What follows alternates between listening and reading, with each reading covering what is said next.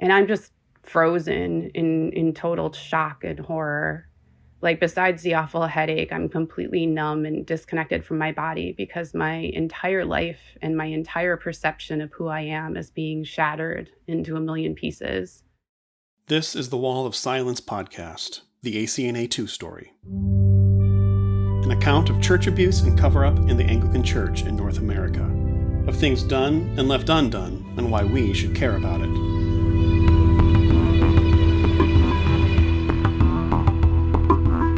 This is episode 5, Joanna's Story, part 1.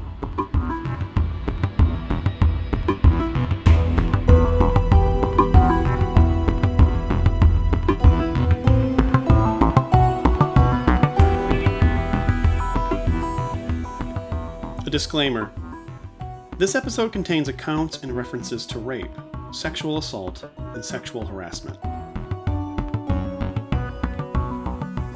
We now come to the personal account of Joanna Rudenborg's grooming, rape, and continual harassment by Mark Rivera, a now convicted sex offender. Joanna's story parallels Sharon and her daughter's story, which was told in the previous episodes. Her accounts in these episodes offer a reminder of the scope of the Wall of Silence podcast. As we progress through Rivera's abuse, we will eventually hear how the Anglican Church in North America handled it as a province in relation to the Upper Midwest Diocese. But this episode and the next are almost completely focused on how an abuser can manipulate their way into people's lives and how they incrementally maintain their control on those people by spinning a narrative of deception, even as they seek out more people to abuse. All stories at their core are personal, but in relation to the national, the regional, the local, and the personal ways that abuse is responded to, the next few episodes are highly personal in nature. As I've prepared these episodes, something I've continued to ponder is what it means for us to seriously look at ugly stories, dark stories that reveal the most disturbing tendencies of human nature. Some of us naturally look away from them, or perhaps have been conditioned to do so, being advised not to dwell on them for fear that we will ourselves succumb to the same evils. Others of us revel in tales of the depraved, both realistic and fantastical, as evidenced by the popularity of true crime documentaries and films or television shows like The Walking Dead, Breaking Bad, and even dark comedies like Succession. The list grows long in our modern age. As much as we crave the catharsis of a feel-good story found in something like a Hallmark Christmas movie or a lighthearted comedy, it also seems like we can't quite look away from the stories that document our destruction and depravity. Perhaps it's helpful to consider that Shakespeare wrote basically an equal amount of histories, comedies, and tragedies. And maybe there is something of an inverse catharsis in looking at how horribly things can go wrong. I used to think people who told sad, tragic, and disturbing tales were themselves reveling in people's sins, giving us some kind of mass cultural license to do whatever we wanted. The storyteller who most comes to mind in this regard is filmmaker Martin Scorsese, who has continually depicted the extremes of violence, greed, and mass-scale corruption in a multitude of films, such as the recent Killers of the Flower Moon, and classics like Taxi Driver, Goodfellas, The Wolf of Wall Street, and the Oscar-winning film The Departed. I don't want to be a product of my environment. I want my environment to be a product of me. When you decide to be something, you can be it. That's what they don't tell you in the church. When I was your age, they would say we could become cops or criminals. Today, what I'm saying is this. When you're facing a loaded gun, what's the difference? Honestly, I used to think Scorsese must have had some kind of violence fetish that, like the character Francis in The Departed, he must be truly messed up in the head to portray violence in such a seemingly pleasurable way. Eventually, though, something clicked, and a counter-story within his films began to emerge. I began to see he was instead offering us an opportunity for cultural lament by portraying all these damaged, terrible people. That his narratives were instead meditative warnings about the loss that inevitably occurs when we choose selfishness one step at a time. Eventually, even those we love become dehumanized collateral damage, easily expendable as a means to get what we want. I realized his films were realistic parables about everything we should strive to not become. And so, I now invite you to listen to Joanna's story. There's nothing easy about it. She is very much inviting us into her own darkness, what she endured, the decisions she made, how she finally found a path up out of that darkness, in fact, clawing her way out. She never wanted to be an example, to be turned into an object lesson of how to have your life destroyed by a sexual predator and abuser. But here she is. She has a story to tell, and the responsibility now resides with us to consider everything she has to say, listen to it carefully, and respond accordingly.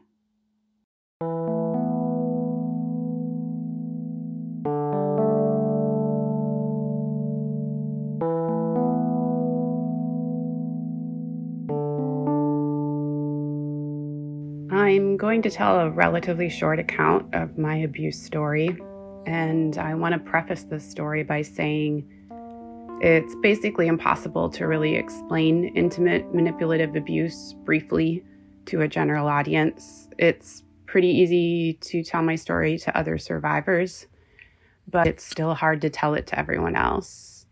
I feel like I've become a statistic, and like no one really understands what's behind the statistics except those of us who are a part of them. I also feel like anyone who hasn't experienced some version of highly manipulative abuse doesn't really totally believe my story, mainly the brainwashing and control part, because it's just so unbelievable if you haven't been through it. So if you've ever been abused the way I was, you will immediately recognize the dynamics. And meanwhile, a lot of other people are just going to say, well, why didn't you just do such and such? Why didn't you realize it was rape? Why didn't you come forward sooner? Why didn't you realize he was abusing other people when it was right in front of your face? And to those people, all I can say is, I hear you. I didn't get how this works either until it happened to me and until it was too late. And I was 39 years old. So please, please go learn about how abuse actually works so you don't become a victim or an enabler like I was. The first time Mark Rivera raped me was the night of February 16th, 2018. We'd been next door neighbors for 4 or 5 months at this point, and I was at his house for my first ever game of Dungeons and Dragons. Mark was the party host and he was the dungeon master, which for people who don't know Dungeons and Dragons is essentially the god figure who creates the story and pulls all the strings in the little D&D universe and ultimately controls the fates of all the players, which in retrospect is a pretty good analogy for how Mark operated in real life. But at the time, all I knew was that my new friend Mark was really, really excited about this game.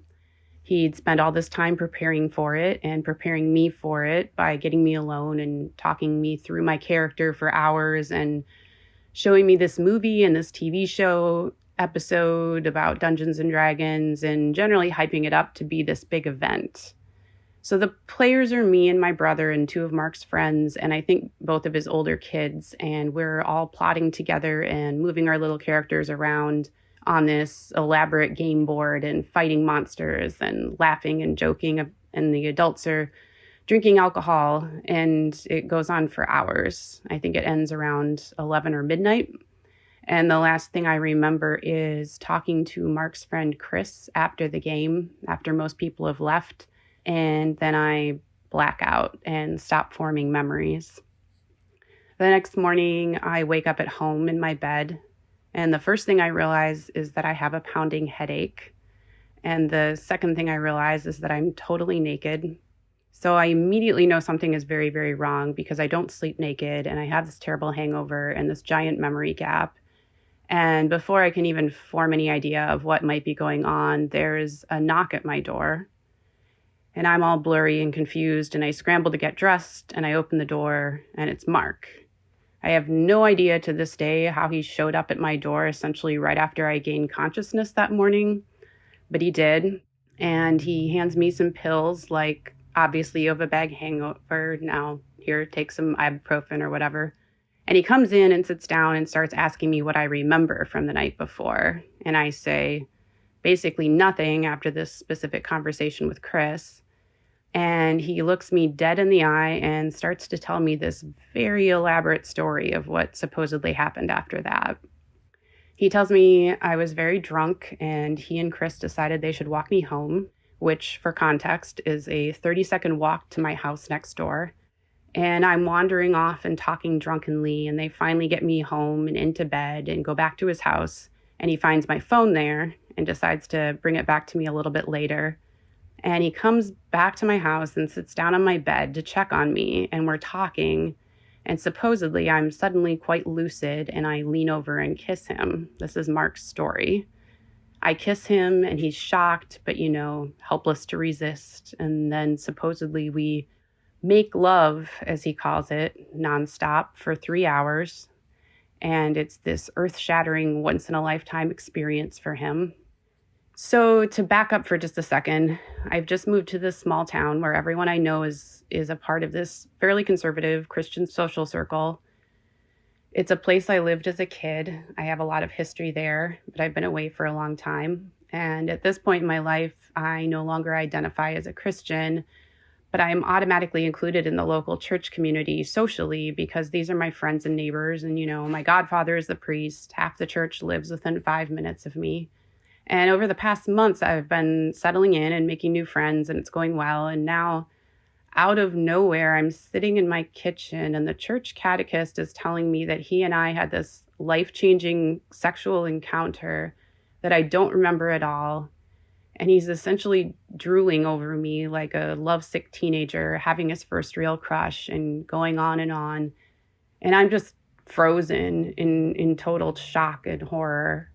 Like, besides the awful headache, I'm completely numb and disconnected from my body because my entire life and my entire perception of who I am is being shattered into a million pieces.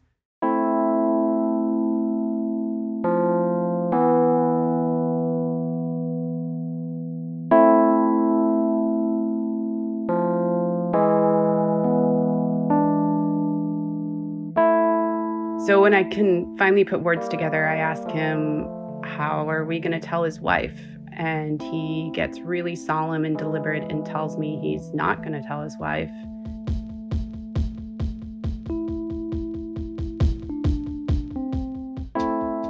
That it would destroy her and destroy his family and destroy the community. And he needs time to process and figure out what to do next because he's having all these revelations and everything is changing for him. Like, he immediately starts acting as if we're in love. And if I could just remember all the things I said and did that night, I would know exactly what he means, that we gave ourselves to each other that night and all this revolting, sappy stuff.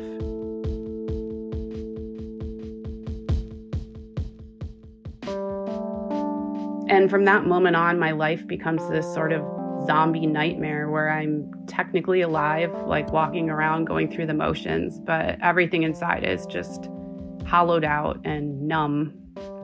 And of course, now it's 5 years later and Mark has pled guilty to raping me and he's in prison. And it's easy to see in retrospect that his story made no sense. I asked my brother years later how I was acting when he left the party that night, and the word he used to describe me was incoherent. And Mark himself described me as too drunk to walk myself home, yet he also told me not only did I consent to sex, but I initiated it and enthusiastically participated for 3 hours.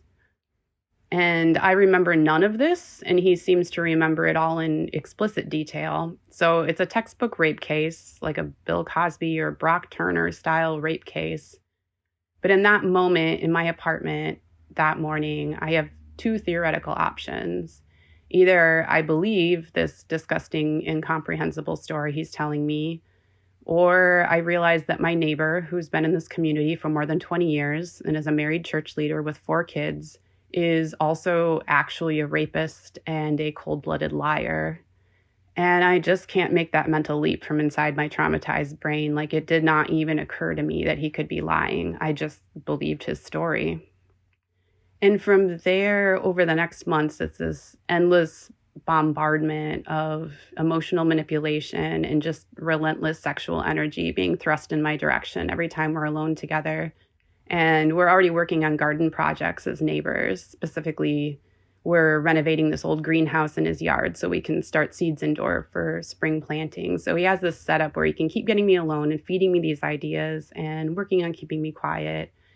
And then on top of that, he's trying to convince me that we should have an affair because we're so supposedly perfect for each other. And since I keep refusing to have anything to do with him sexually, he settles for processing with me as friends, which means him setting up a secret email address and pouring out his heart to me, supposedly, about all his past trauma and his difficult marriage and all his supposed shame and confusion, and generally making himself out to be a victim and telling me he's going through a crisis of faith and where is God in all of this, and on and on and on. It's worth pausing here to offer some details about the flurry of emails Mark began sending Joanna to accompany their real-life interactions. On some levels, they could be read as him baring his soul to Joanna, confiding in her about struggles in his faith and personal life. But nearly every one of these emails mentions something sexual, often referring to their, quote, life-changing night together, and his subsequent claim of having some kind of deep soul connection with her. But he also describes his general desire to have sex with other women, especially women in their community, or repeated attempts to have sex with Joanna, using his invented memory of their night of passion, that is, her rape, or using what might be called half pathetically apologetic, half passive-aggressive flirtations as a means of stirring up Joanna's pity, or affection. Here are two brief examples of his correspondence with her. Joanna, I am thoroughly amazed at the beauty of your thoughts and language. I wish I could give you a synopsis of my life's journey and the variables that brought me to the love I have for you. Unfortunately, I am not as articulate, intelligent, or as a competent writer or communicator as you are. It is clear to me that we are not on the same track as far as the potential of our sexual relationship is concerned, but I am happy to love you in whatever capacity you are able to receive from me. As for me and my process, all I can say is what I suggested earlier in a talk, that I was trapped in a cage and got out, but now am on the wing with nowhere to land. That is nobody's fault but my own, I guess. It is not your problem. I wish I could say more, but it is midnight and I am totally out of words, except for these. If I could change anything about our moment together, that one thing would be that you would remember it. In a later email, he says, I want to be a good husband, but I know that if I could have a night like ours again, I would love you again without hesitation, except if you were blacked out. Doesn't that by definition make me an adulterer and bad husband? What good is keeping a broken vow anyway? It breaks my heart to betray her trust, but I would do it again and again.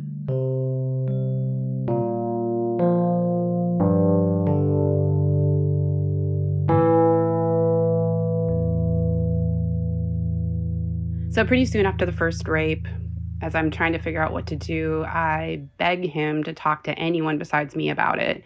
So he comes back and he tells me he's talked to his friend Chris, who helped walk me home that night. And Chris is a fellow church leader and kind of a solid pillar of the community type guy. So I feel really relieved for a minute. And I ask Mark if Chris thinks we should tell Mark's wife. And he, again, looks me dead in the eye and says, Chris would never tell me I had to do that. So at this point, I'm basically destroyed. I'm terrified of myself that I could have done this horrible thing. I'm disgusted. I'm ashamed. I feel like I don't know myself at all. And at the same time, I feel this deep resentment because I know I didn't choose this. Like, I want nothing to do sexually with my married neighbor. But this completely contradicts his story of what I did. So I feel like I must be lying to myself. And I really did want it. And I also know if I tell anyone this story, my time in the community is over. I'll be thought of as a homewrecker because I'm already the only non-Christian. And now I'm essentially Potiphar's wife. And Mark is the Joseph who didn't quite get away. At this point, my job and my housing are dependent on my community connections. I've known some of these people since childhood, and I already feel totally isolated and trapped. And now the one person who knows, Chris, is apparently saying it's fine to keep all this a secret.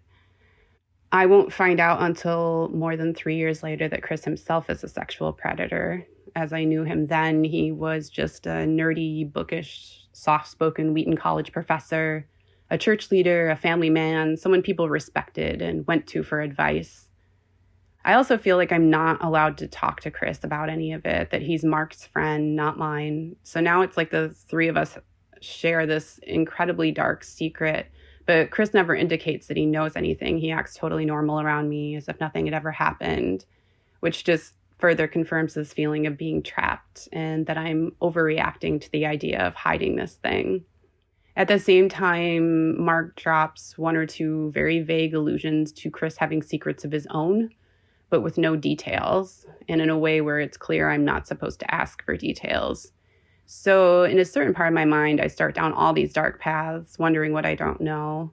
Maybe Chris has had an affair. Maybe this is totally common in these circles and I'm just naive. Maybe most of the men I know have cheated on their wives or are leading double lives of some kind.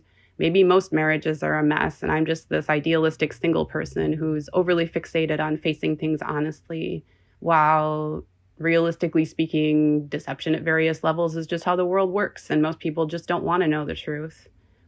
I tell myself this is crazy, but I also start imagining that every married man I know is one bad decision away from what Mark has done, or maybe already several bad decisions in. If Mark can hide this so easily, what is everyone else hiding? At this point, I already know some of dark community secrets. I know there are ugly things lurking below the surface that people don't talk about openly. Things Mark has told me and things other people have told me. So it's not hard to imagine there's much more. I've always been that person people tell things to, the person who knows more than I maybe should know. And in a way, this situation was no different other than that I had been involved in the thing that was being kept secret. So in a way, it starts to feel like just one dark secret in a social circle full of dark secrets. And the thing is that it actually was. I wasn't wrong about this. And I would find out even more of those secrets much later when I finally told mine. In any case, Mark doesn't have to lie to me too much during this time to manipulate me. All he has to do is play up all the actual dysfunction around us to make me feel more disconnected from everyone else and more suspicious of them and more convinced that he's the only person I can be honest with, and vice versa. It would take hours to describe everything Mark did to trap me and manipulate me over the few months following the first rape. And I don't think I've gotten to the bottom of it myself, but it included things like him telling me he was having suicidal ideations and was so depressed the other day that he stuck the barrel of a gun in his mouth to see what it would be like to be about to die, and then decided at the last minute that he wanted to live, stuff like that. He constantly centers himself as the person needing support to get through this and drags me along on this roller coaster of all his little dramas, which he frames as him being in an acute existential crisis, not knowing how he's going to survive from hour to hour and day to day. Meanwhile, I feel like he's the only person I can talk to try to process all this for myself. And everything I tell him in this vulnerable space is one more thing he can use against me to isolate me, to feed me little drops of poison, to build this idea that our unlikely friendship is the only anchor he has in this vast sea of depression, that the community around us can't possibly understand him or me. He's really careful to talk about how much he loves all of them and what well-meaning people they are, while also painting himself as a victim, as this guy who's been striving for the last 2 decades to be a good dad and be a good husband and be a good Christian, who's poured everything he has into his family and his church, but who at the end of the day is starved for affection and not able to be himself or ask for what he needs, which are all things I can relate to in my own way. So it's very effective, even though our personal situations are so different. He's also relentlessly sappy throughout all of this, which isn't how he is in the rest of his life. So it reinforces this idea that he's only being his true self with me. He writes me these emails with all this metaphorical and poetic imagery, super dramatic and over the top, but I'm taking them at face value and cringing at how bad they are, while also chastising myself for that reaction because I believe he's being vulnerable, and who am I to judge his form of expression? I feel embarrassed for him. And on top of that, it's triggering for me because it's not the first time a male friend has poured out confessions of love to me that I don't want to hear. And then, of course, I've been infatuated with people myself. So I tell myself I have to have compassion for him while he works his way through this. So I'm suppressing all my annoyance and overwhelm and just forever landing in this state of conflicted pity for him. And within this, there is just no room for my own emotions about the situation. They're completely sidelined. And I'm swept into his narrative that whatever I'm going through, it's 10 times worse for him. To illustrate how messed up I was at this point, pretty soon after the rape, I start seriously worrying I might be pregnant. But I'm so out of it, and I feel so powerless that I remember feeling like, well, if I'm pregnant, then at least everyone will know what happened, for better or worse. It'll have to come out, and at least I won't be keeping this secret from Mark anymore. So I'm potentially facing being 40 years old and giving birth to my first child, whose father would be my married neighbor. And that's what comes to mind, that at least if I'm pregnant, everything will be out in the open. But it turns out I'm not pregnant.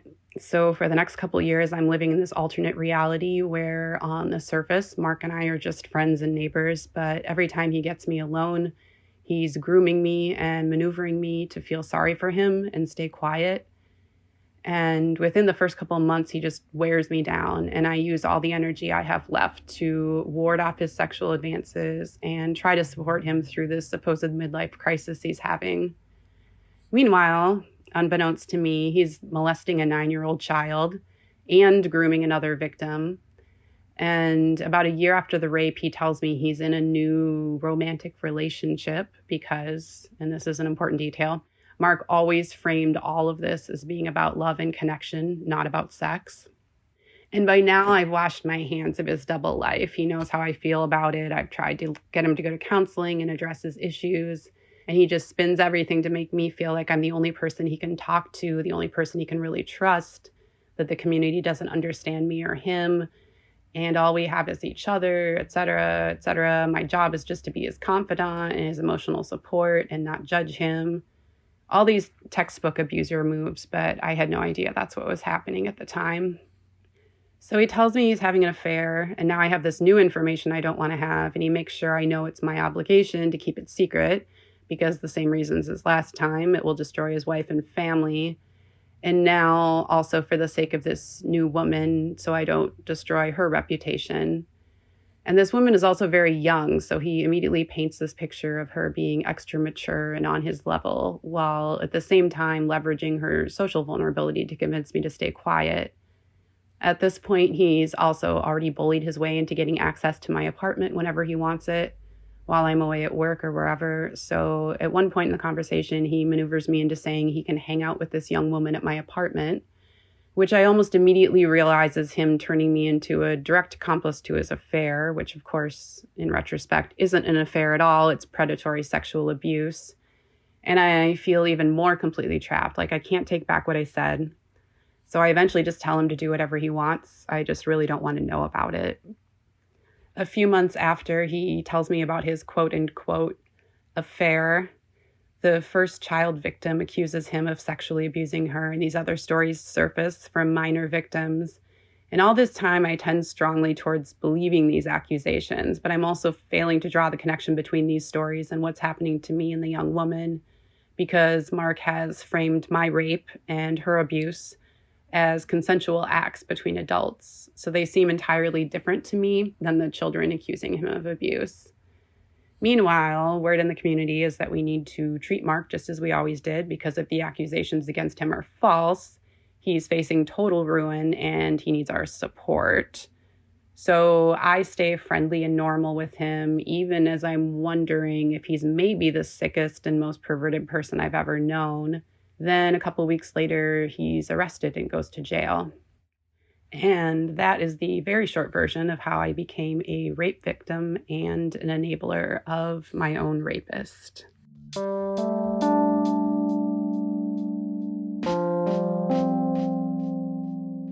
So one of my biggest questions for myself when I was first coming forward in 2020 was, what on earth possessed me that night to tell Mark he could hang out with his abuse victim in my apartment? Of all the things in my story, this is by far the most harmful thing I did to someone else, and far more than anything else makes me wonder, what kind of person even am I? Why would I do this? I couldn't really understand it, even in 2020 when I was ready to expose Mark. So I just came forward and did my best to apologize to everyone involved about something I knew I did, but couldn't exactly understand why I did. And I just want to say before I talk about this in more detail that I'm going to explain how it happened, because I think it's important for people to know how this kind of thing goes down. But what I'm going to say is not an excuse for what I did. It's an explanation, but it's not a defense, because there is no defense for enabling abuse. There are only reasons. Most people who enable abusers don't do it maliciously. They do it out of a combination of ignorance and brainwashing and fear. And this was true of me, but that doesn't absolve me of responsibility for what I did. I caused immense harm to a vulnerable person, and I can't change that or fix that. All I can do is tell people how it happened so other people can learn and hopefully do better than I did. So this part of my story is the biggest source of shame and confusion for me still. And I didn't put more of the pieces together until quite a bit after I came forward, when I looked back through the emails between Mark and me again and analyzed the progression over time. Basically, there are dozens of emails between him and me in the first 4 months or so following the rape in February of 2018. At the end of the several months, he sends me this really gross email, again, suggesting that we should have a sexual relationship. And I kind of snap on him and write him back saying that is not on the table, and he knows it, and I need him to stop asking. It's just not going to happen. And he sort of half apologizes while also making me feel bad about snapping. So I apologize back, of course, and that marks this turning point where he stops emailing me. I start dating someone around that time too, which I think also helps him realize I'm actually off limits. So we still see each other as neighbors and fellow gardeners, but we're no longer in constant communication, which is really relieving for me. And I'm just compartmentalizing what happened in February and trying to go on with my life. I have this ongoing sense that my relationship with the community is fundamentally broken, that I need to start looking at moving on, because I can never live honestly in this space, keeping this secret. But I'm also compartmentalizing it and sort of just going on, living with this irreconcilable split inside myself. Fast forward a month and a half, and I've asked Mark as my neighbor to check in on my cat at some point when I'm not home. And then a bit later, I get this email from him, and the subject line is home invasion. And the gist of the email is, hey, I hope this doesn't seem creepy, but ever since I checked on your cat, I've been going over to your apartment sometimes just to be alone and think, because it's so peaceful there. And he says something about how my cat is a good listener, and she was also the only one who was there that night in February, so she gets it. It's this sort of joking way of saying, yeah, I've been doing something really creepy, while also appealing to how great my cat is, which he knows will soften me. My cat is about 20 years old at this point, and she's dying of kidney failure. So these are my last months with her, and I love her to death, and I'm already in mourning. But she's a very one-person cat. She's super attached to me, but doesn't really warm up to other people. So most of them just ignore her. So anytime someone takes an interest in her and seems to have a rapport with her, of course, I feel gratified by that. So Mark knows all that, and he's capitalizing on it. For more context, this is a tiny rural town where people don't lock their doors, including me, and where people drop by unannounced at each other's houses, which Mark had already done with me for months whenever he wanted to talk. And it wouldn't be weird in this context if someone went to someone's house when they weren't home to borrow something or other. So it's not quite as out of the blue as it may seem, but Mark's now taken it to this new level of hanging out at my house when I'm not there. And now he's confessing that while also making it into kind of a joke. Like, look at me, I know I'm pathetic, but this is such a safe space for me when I need to get away and just think about life. And I'm still in this mindset where I feel kind of guilty that I wasn't able to help him more with his apparent midlife crisis. So I tell myself, well, I'd let any of my friends use my house like this. And yeah, any other friend would ask first, not just do it. But that's just Mark. What am I going to do? So I write him back and say, sure, that's fine. And I forget about it because I take the whole thing at face value and have no idea it's this incremental boundary violation. So there's that one odd email exchange in August, then no emails for months. We see each other here and there and hang out occasionally. Then one evening in late winter of 2019, he suddenly wants to hang out and reconnect and talk about life. And he comes over to my house with some kind of alcohol. At this point, he's promised me that he'll never do anything sexual with me again when I'm under the influence. So I'm not worried about that. I feel like we've long since established that we're just friends. So we have a couple glasses and are talking. And he suddenly tells me about this so-called affair, which instantly throws me off because I assumed after his infatuation with me that he just gave up. And I hoped he was maybe even dealing with his issues and working on his marriage. So he drops this awful news in this really excited way. And he's going on and on about this as I'm trying to absorb this new reality. And I'm a little bit tipsy by this point. My brain is slow, which I think was also part of his plan to soften me up with alcohol so I would be off kilter and more receptive to his narrative. And the thing is, he knows how I feel about him cheating on his wife. He knows that I agreed to keep what happened in February secret because he leveraged Chris and all these pity plays to make me feel like that was the only real choice I had. But during those first few months of him grooming me, I played this dual role of refusing to have an affair with him while also continuing to sympathize with him as a friend about the state of his marriage and backing down from judging him because he seemed so desperate and torn and all around pathetic.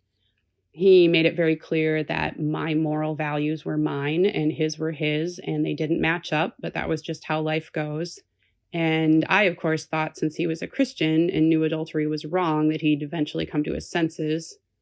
So now I'm learning all in a moment that he's pursuing another relationship. And I'm doing this thing like, well, I'm happy you're happy because I've been trained that there's no point in pushing back on him. And there are two different things going on. One is that he's cheating on his wife. The other is that it's weird that this person is so young.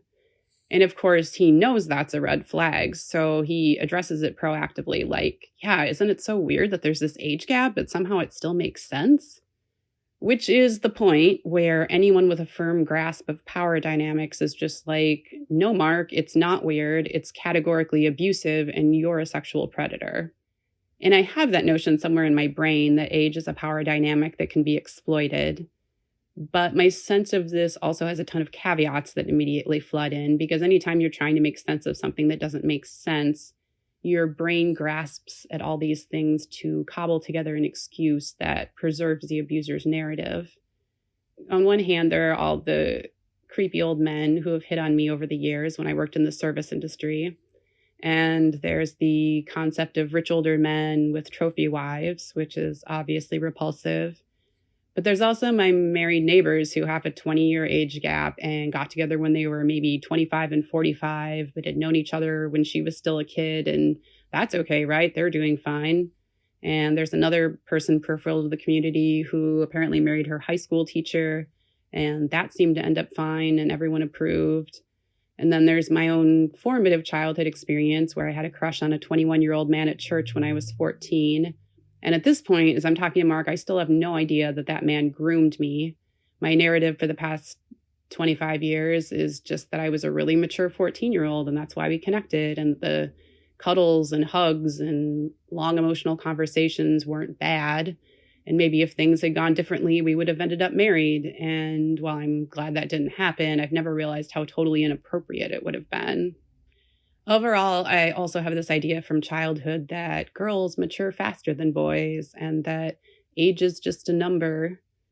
I dated a 41-year-old when I was 31, and we met because he was my college professor, and he hid the relationship from the school because it would have been frowned on or maybe even be grounds for discipline.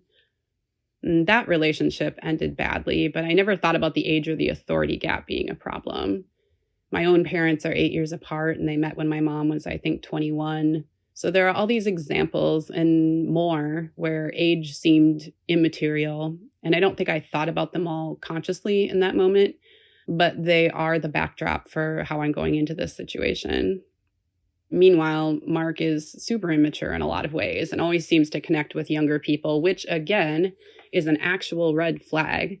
But at the time, it just seemed like confirmation that this wasn't that strange.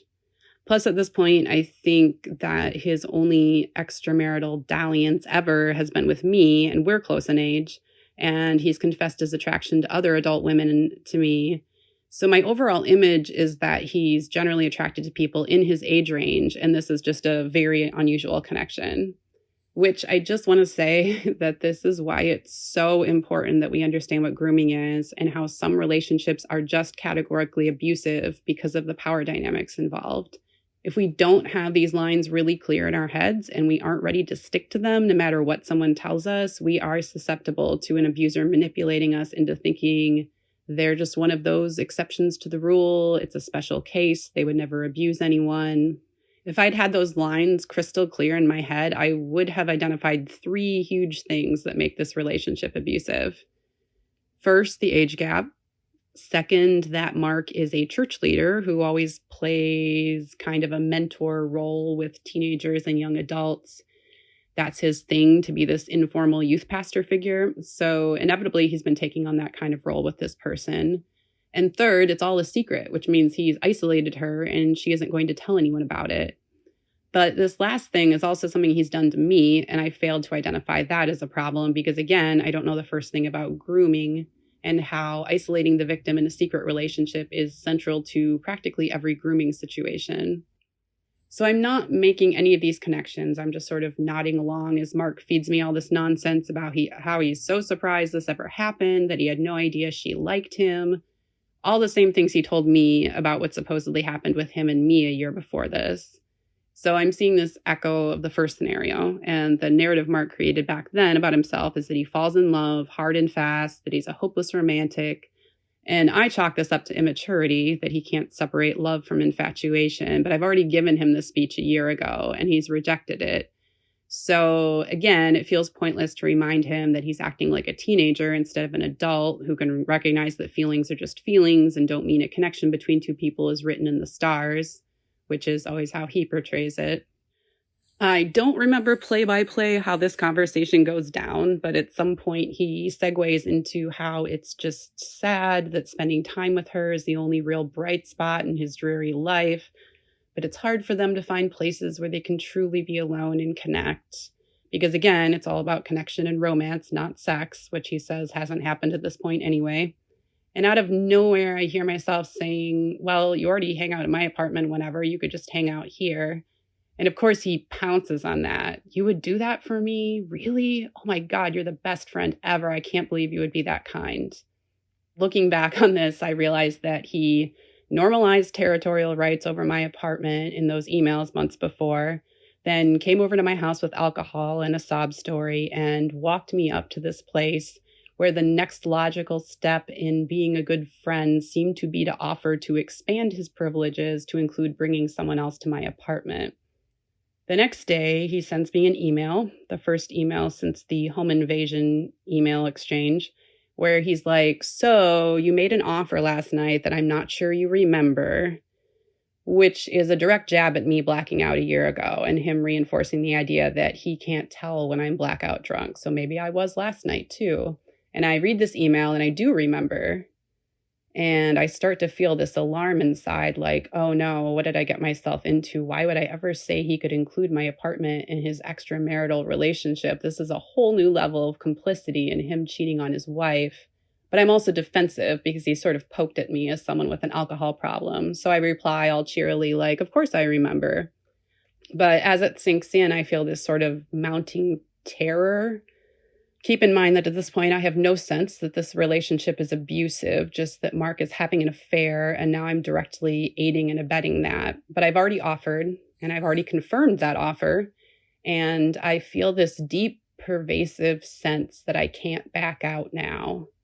And part of my brain does this guilty drug dealer's defense where I'm like, well, he's going to do this regardless. If it's not me, he'll get his drugs somewhere else. So what does it even matter? But it does matter. Now I'm complicit in an ongoing affair. And if I ever expose him or he gets caught, I've actively condoned this affair. And maybe the community could forgive me for the one night in February, but no one's ever going to forgive this. This is way over the line.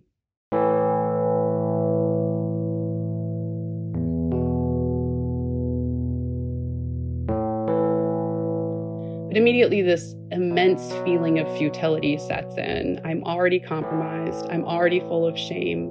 I'm already a traitor to the community, even though Mark and Chris may say otherwise.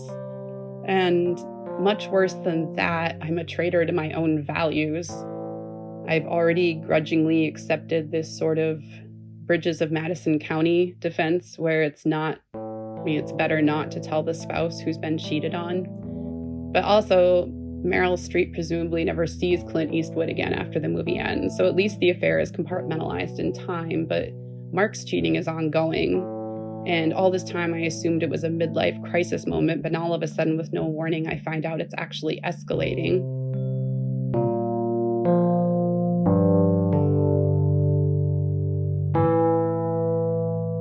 I think it's really interesting that in absolutely every way, the most self-protective thing I could have done at this point, the thing in my obvious best interest would have been just to say, actually, Mark, I was drunk when I said that. And now that I'm thinking about it more clearly, I don't think this is a good idea. I don't want to be an accomplice to your affair.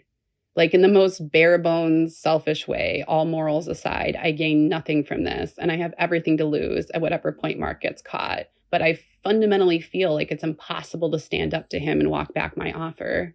I don't know how to explain this part of it other than to say that somewhere deep down in my subconscious, somewhere I couldn't access at the time, I was afraid of Mark. Not just that he could throw both of us under the bus at any moment, but a deeper fear that I couldn't name or even identify as me being afraid of him. And I think this gets to the heart of intimate, manipulative, emotional abuse. When someone like Mark Rivera targets you and grooms you and abuses you, you end up with two levels of knowing reality. Consciously, you believe you are not being abused because that's the lie the abuser has told you. But deeper down in your core being, in your cells, in your nervous system, you know something is terribly wrong and you just can't put your finger on it because the abuser has made you feel like you are complicit and an equal partner in the relationship. So the idea of abuse is just not on the table. You can't explain the terror you feel, so you turn it back on yourself. I was terrified of myself and ashamed that I was apparently this person I had never known myself to be. But I was also defensive. And this is key because deeper down, I knew what happened the night of February 16th was not my fault, that I did not consent to have sex with Mark. Consciously, I had to believe I was complicit because Mark described me as the initiator. But I also knew somewhere deeper, somewhere I couldn't access with words, but could only feel that I did not choose this, that I hated it, that there was nothing in all my life I wished more I could rewind and take back. And I could never resolve this cognitive dissonance because I had no framework for abuse and because Mark was such an effective liar. So I learned to live with it. But whenever I'd think about trying to tell one of the women in the community what had happened that night in February to come clean, I would immediately feel this deep sense of injustice and defensiveness because I knew I would be branded. I knew they'd forgive me, but that I'd have a big scarlet letter on me going forward. And this upset me because it was so unfair. So I preemptively resented it, which fed this guilt resentment cycle in my mind. I should come clean. I did a terrible thing, but also I didn't do it, but also I did it, but also it's not my fault. But it must be my fault because some perverse part of me must have wanted it and acted out while I was blackout drunk. So at least it's my fault that I never fixed whatever sexual brokenness led me to do this awful thing. But also, if I'd known I needed to fix whatever it is, or else it would lead to this, of course I would have fixed it. So is it actually my fault? And on and on and on. So everything was at odds. I was both broken and not broken, at fault and not at fault. And it took almost 3 years for me to find the answer, which was that I was not at fault because what Mark did to me was rape. And in the meantime, nude guilt developed because even though I could mostly say to myself that night was not my fault, it clearly was my fault that I had decided not to tell anyone. And yet I felt fundamentally powerless to tell. So that's my reality while Mark is telling me about his so-called affair. And now all of a sudden I have this heaping new pile of guilt, and I'm more trapped than I've ever been. I can't find it in me to make the one choice that is so obvious, which is just to tell Mark, I take back the apartment offer, keep your affair to yourself, I want no part of it. So instead, after a few days, I send him another email and then a follow-up email, which are cringe-inducing to reread, where I'm like, hey, look, I'm not judging you for your choices, and I'm glad you're happy, but this whole thing puts me in a really precarious position, and you seem like you're being kind of reckless, and you do realize if you get caught, I'm going to lose everything, because maybe they'll forgive me for the first thing, but this is just so far over the line. I'll lose my job and my apartment and all my relationships here. So do what you want. I already told you could use my apartment for whatever, but I'd rather you just not tell me about it. I don't want to know, so I have at least some level of plausible deniability when you get caught. And the first time I reread this email in late 2020, I was absolutely horrified how self-protective I sounded in it. And finally, quite a while after I'd come forward and even gone public about Mark, I forwarded the emails to a couple of close friends who knew the story already. And I was still drowning in shame and cringing, waiting for their response. And their analysis was, it's so clear how scared you were, and you told him you were risking everything to go along with what he wanted, and he just ignored all that. It's so clear he didn't care about your feelings at all. And I realized they were right. I was terrified, and I felt completely trapped, and I made it clear how high the stakes were for me, and Mark just sent me back this email that was like, okay, you got it, we'll do it your way, and don't worry, I'll be careful. And I feel absolutely sick. Like mostly the past year, I've been dissociative, only sporadically able to feel any emotions with relation to Mark.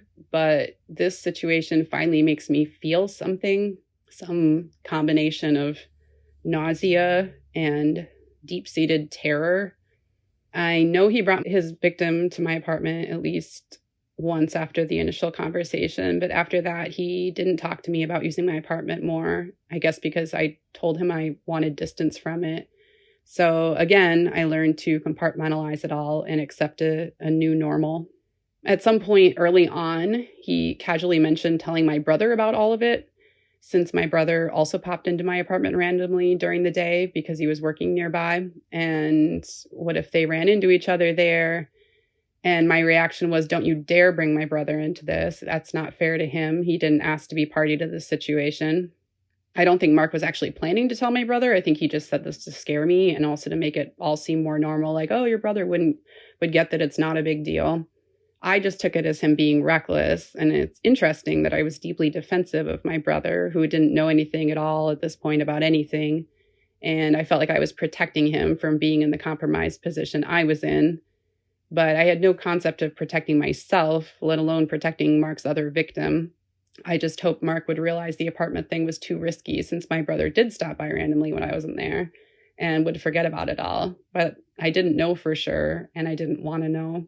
Meanwhile, in that same conversation that night in my apartment, Mark had made another play to get me deeper in, which was that he told me I should hang out with this younger woman he was having a so-called affair with, because I was the only one who knew, and women always need someone to talk to about their relationships. So I was the obvious choice, plus we get along, et cetera, et cetera. So of course I felt obligated to do that as well. And she and I got together on a few occasions over the course of the next year and texted each other at various points. So not only did I greenlight my apartment, I became the default confidant of Mark's abuse victim. He'd already convinced me that I was sworn to secrecy, which wasn't hard to do because in this case, her reputation was on the line, and it was easy to persuade me I had no right to out her to the community. So instead, I hung out with her and tried to withhold my overall judgment of the situation. And to my absolute disgrace, I treated her like a peer to women chatting about life stuff, including her relationship with Mark. So in my mind, I was being neutral and acting as an outlet for her to process. But because I was living inside a lie and she was actually a victim, I effectively helped Mark groom her further. And the same way Mark used Chris to help keep me silent and normalize my abuse, he used me to help keep this victim silent and normalize her abuse.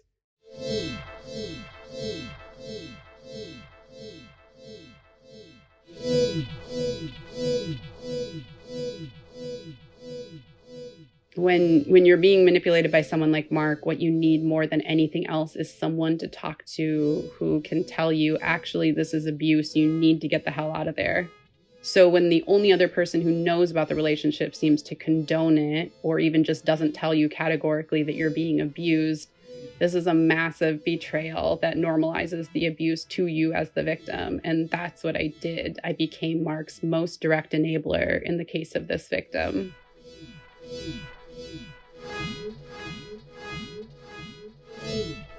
Another interesting thing is that in my email to Mark, where I tell him that I'm really worried about this arrangement and don't want to know what he's doing at my apartment, I'm trying to tell him what I think he doesn't know, which is what a big deal all this will be if he ever gets caught. And in the course of that, I point out to him that if people ever find out about this, because she's so young, the community might even see her as some kind of victim in this situation and maybe see him as a predator. So it's there in writing, this way in which I can see how other people might identify her as not having the same agency he has. Then I'm reassuring him that I understand that's not what's going on, because of course he's told me it's not, and I believe him. Which again, all comes out of this place where I'm suspicious of age gaps in romantic relationships, and I take note of them, but I'm open to exceptions. And Mark has successfully painted this relationship not just as an equitable one, but one where she holds the power over him. And that was his narrative about me too, and he just continued that narrative with her. According to Mark, we were the ones who had both the power to break his heart by rejecting him at any point, and the power to destroy his life if we ever told anyone. I can't emphasize enough how often abusers do this. They convince their victims that they are complicit, and then they go further and flip the actual power dynamics on their head by saying it's the victim who holds the real power. And this absolutely works. You feel powerless, but you are constantly being fed this lie that you hold all the power.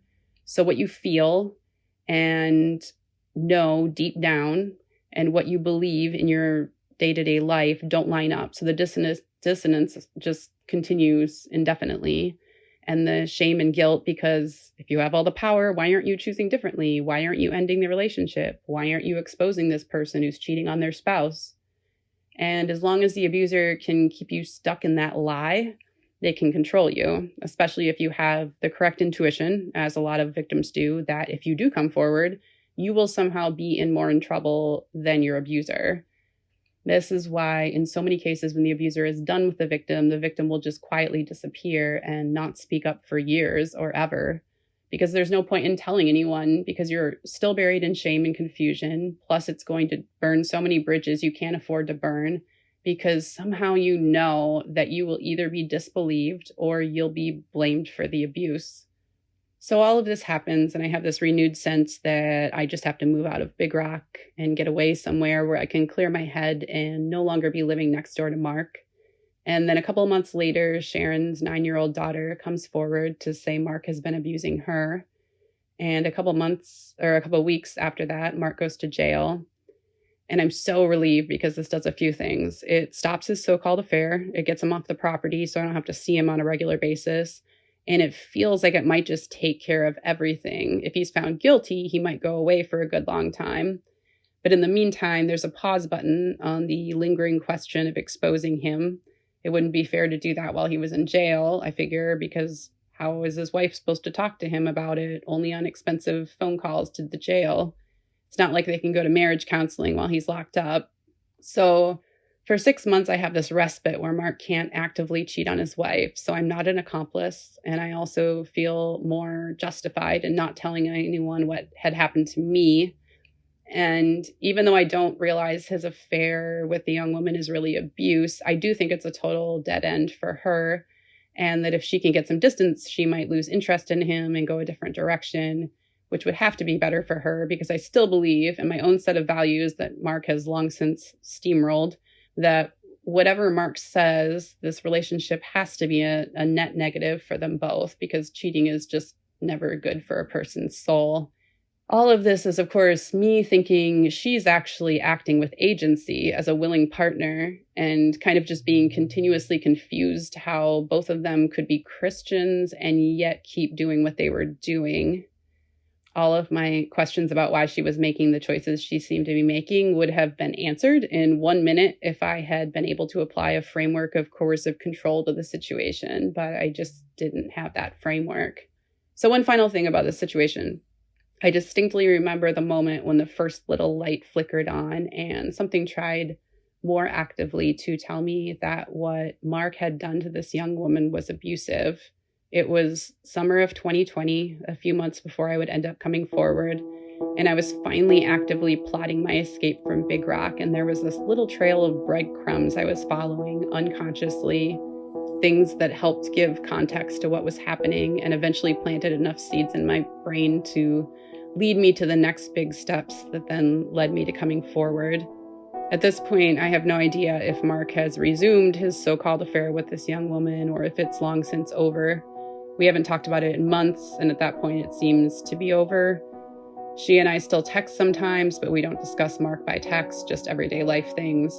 So it feels very distant. I vaguely hope it's all over. And of course, I try not to think about it anyway, because I've never really recovered from that feeling of terror and being trapped.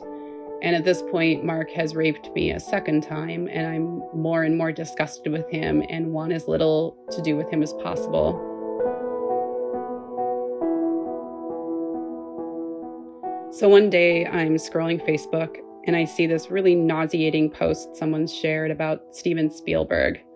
It's screenshots of a transcription of a conversation. Someone on Twitter had dug deep into these recorded conversations between Spielberg and producers or show creators or whoever, where they're plotting out, I think it's the first Indiana Jones movie, and they're debating how young they can make Indiana's love interest when he would have first met her and had some sort of romantic or sexual encounter with her in the movie Backstory. And they're throwing ideas back and forth and going down to as low as, I think, age 13, discussing whether the audience will object if they do the math and realize she was that young, with Indiana obviously being an adult man. It's just a thoroughly gross conversation in every way among several adult men about how they can get away with making Indiana Jones a child molester while still keeping him as a hero. And of course, ironically, I've been all #MeToo on Facebook since Me Too began, right before Mark first raped me. But meanwhile, I'm unable to see all the Me Too happening to me and all around me. So I go to share this post, and then something in me pauses. Like, of course, 13 is too young, 14 is too young, 15 is too young. And I count all the way up to the age of Mark's victim. And I finally have this thought like, well, what isn't too young, categorically speaking? And this is the thing about denial and brainwashing, because the light bulb didn't go fully on in that moment. Something deep down inside me, this almost physical sensation said, there's something here, something's off, this is too close to home. But then Mark's lies came rushing back in. Well, Mark isn't some dirty old rich man, some powerful Hollywood guy casually discussing child molestation with his dirty old man friends. There's a reason 18 is the age of consent, right? It's to be on the safe side, right? Because we have to draw the line somewhere. Mark's situation is totally different. I know he's not predatory. He's just kind of immature. And I think I went ahead and shared the Facebook post. But there was that twinge. There was a moment. And that's what people don't realize about escaping abuse. There are all these little moments where that wise little voice inside you, intuition or instinct or better judgment or whatever you want to call it, that thing whispers to you ever so faintly, trying to be heard. And the first few times, or the first few dozen times, you can't fully hear it. It isn't loud enough to cut through the abuser's narrative. And then usually there's a moment where you can finally name it. And often that isn't until you talk to someone else and they name it for you, which is eventually what happened to me.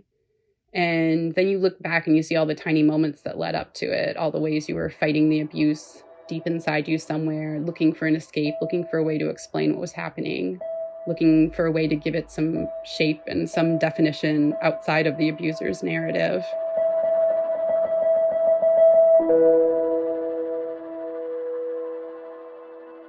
I was always terrified of what would happen when the community found out about what I had done for obvious reasons. And I always figured there would come a day Mark would trip up and expose himself or something.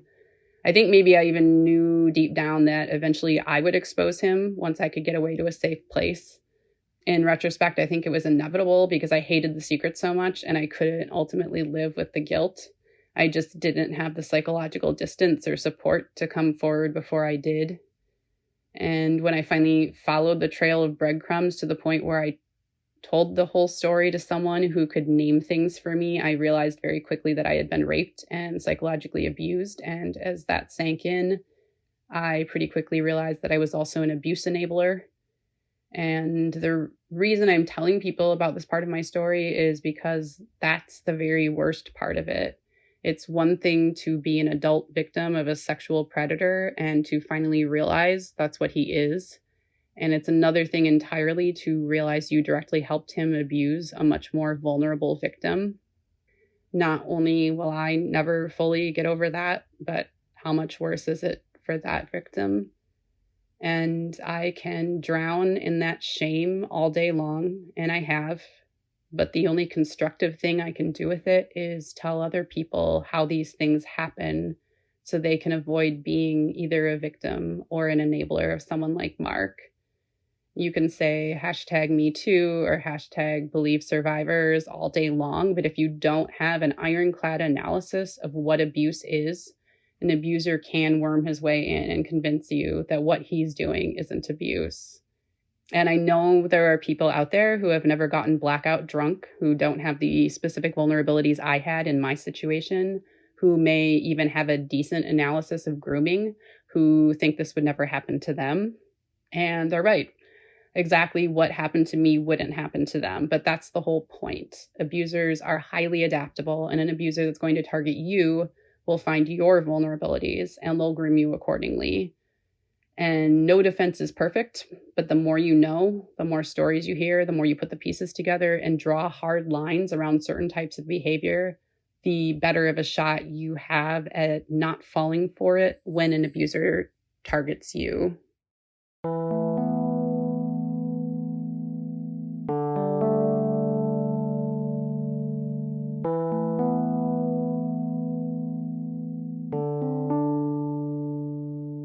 This has been the first part of Joanna's story.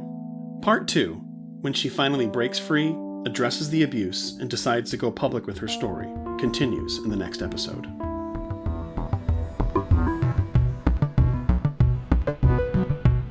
If you believe in what the Wall of Silence podcast is trying to accomplish, please consider supporting us through our Patreon page at patreon.com/Wall of Silence podcast. Each month there will be extra interviews and conversations released exclusively for Patreon members. Again, that is patreon.com/Wall of Silence podcast. Relatedly, there is also a subscriber option on Spotify. That's another way to get the extra episodes if you desire, again through another monthly fee. I appreciate you helping to make this show a reality as we lift up the voices of church abuse victims. The Wall of Silence podcast is produced and edited by me, Chris Marchand. I also do the music, and our artwork is by Alice Mitchlick. You can find her work or commission a piece through her Instagram account, Mouthful of Stars. Please rate and review the podcast on Apple, Spotify, or whatever podcast service you listen on. You can find a link to the transcript of this episode through related article links in the show notes. Thanks again for listening.